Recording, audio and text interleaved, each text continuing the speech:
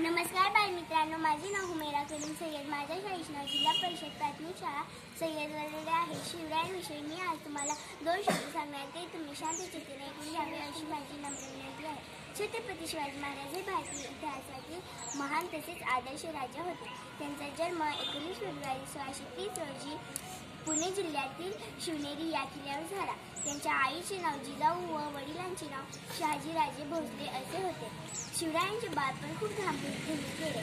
त्यांच्या वयाच्या 12व्या वर्षाच्या माता जिजाऊच्या देखरेखीखाली व शहाजीराजे यांच्या नेमलेल्या शिक्षकाकडून कला, भाषा, विद्या अवगत केल्या. सुमारे 400 वर्षे महाराष्ट्रात स्वराज्य नव्हते. महाराष्ट्राचा बहुतांश भाग अहमदनगरच्या निजामशाह व विजापूरच्या आदिलशाच्या सत्तेत होता. या विरुद्ध लढण्यासाठी व जनतेला कायमचे सुखी करण्यासाठी शिवरायांनी स्वराज्याचे कार्य हाती घेतले. एवढे बोलून मी माझे भाषण संपवते. जय हिंद, जय महाराष्ट्र.